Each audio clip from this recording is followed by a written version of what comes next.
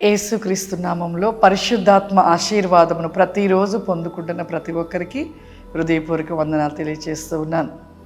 ప్రతిరోజు లేవగానే పరిశుద్ధాత్మ ఆశీర్వాదం పొందుకోవాలి. లేచిన వెంటనే ఆ రోజంతా మనకి ఎన్నో సమస్యలు చూడండి. ఇక లేచిన మొదలుకొని అన్ని ఒక టెన్షన్స్, ఆలోచనలు, కుటుంబ సమస్యలు, ఆర్థికమైన ఇబ్బందులు, పిల్లల నుండి కుటుంబంలో ఎన్నో సమస్యలు. ఈ సమస్యల నుండి కూడా మనము విడిపించబడాలి అంటే ఖచ్చితంగా దేవుడు తోడై ఉండాలి. దేవుడు లేకుండా మనమైతే ఏమి చేయాలని ప్రయత్నించినా చేయలేం, ఏమీ చేయలేం. దేవుడు తోడై ఉంటేనే ఏ విషయంలో కూడా మనము జరుగుతున్న ప్రతి విషయాన్ని కూడా ఓర్చుకొని భరించగలుగుతాము, భరించుకొని ఉండగలుగుతాము. ఇంకా మన జీవితంలో ఎటువంటివైనా జయించగలుగుతాము. ఎప్పుడు అంటే దేవుడు ఉంటేనే. కాబట్టి ఖచ్చితంగా ప్రతిరోజు కూడా లేచిన వెంటనే ప్రార్థన, వాక్యము, ఆశీర్వాదం ఇవి ఖచ్చితంగా మీరు పొందుకోవాలి. ఈరోజు పరిశుద్ధాత్మ దేవుడు మనకి ఇస్తున్న వాగ్దానము లూకాసు సువార్త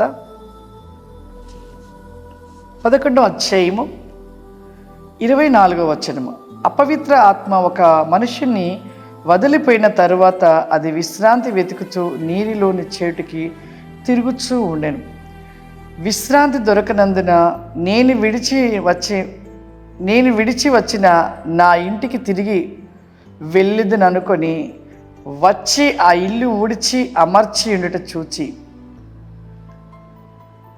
ఈరోజు ఈ వాక్యాన్ని నేను ఎందుకు చెప్తూ ఉన్నానంటే, ఒక అపవిత్ర ఆత్మ వంటి స్థితిని కలిగిన వారుగా ఉంటున్నాం. అపవిత్ర ఆత్మ అనగా మన జీవితంలో ఉన్న పాపము. ఆ పాపాన్ని మనము విడిచిపెడుతున్నాం, అన్నీ విడిచిపెడుతున్నాం. విడిచిపెట్టాక కొంతకాలం తరువాతకి మరలా అపవిత్ర ఆత్మలు కలిగిన పాపముని మన హృదయంలో చోటిస్తున్నాం. ఒక దెయ్యం విడిచిపెట్టేలాక 7 దెయ్యాలు మళ్ళీ వచ్చాయంట. వచ్చి ఆ మనిషిని మళ్ళీ తన హృదయంలోకి వెళ్ళిపోయి ఆ మనిషిని మొత్తం పాడు చేసి చంపేసాయంట. మన మనసు కూడా అలాగే ఉంటుంది. మొదటిలో ఉన్న స్థితిని రాను దినంలో మళ్ళీ మొదటి స్థితిలో పడిపోయి చివరికి ఎలా అయిపోతున్నారంటే భ్రష్టాత్మలోకి వెళ్ళిపోయి భ్రష్ట జీవితాన్ని జీవిస్తూ భ్రష్ట మనసును కలిగి దేవునికి దూరం అయిపోయి చివరికి చనిపోయి పాతాళంలో పడిపోతున్నాం. ఆ స్థితిలోకి వెళ్ళిపోతున్నాం ప్రియులారా.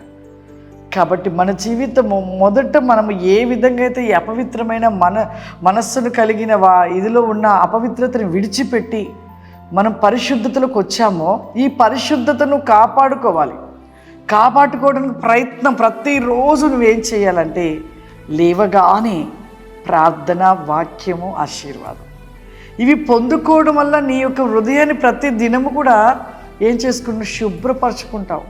పవిత్రపరచుకోవడం, పరిశుద్ధపరచుకోవడము. ఆ దినమంతా కూడా మరలా అపవిత్రత ఏమి అంటకుండా నువ్వు కాపాడుకొని రక్షించుకోవాలంటే ఒక సర్వాంగ కవచం వంటి దేవుని శక్తి నువ్వు పొందుకోవాలి. దేవుడి శక్తి నీకు తోడే ఉండాలి. దేవుడు ఆత్మని కలిగి ఉండాలి. ప్రతి దినము కూడా నువ్వు వాక్యాన్ని చదవాలి, ప్రార్థన చేసుకోవాలి. ఆత్మలో నిత్యము కూడా వెలిగించబడుతూ ఆశీర్వాదం పొందుకోవాలి. ఆ విధంగా పొందుకుంటే ఖచ్చితంగా మరలా అపవిత్ర ఆత్మకి చోటు ఇవ్వవు.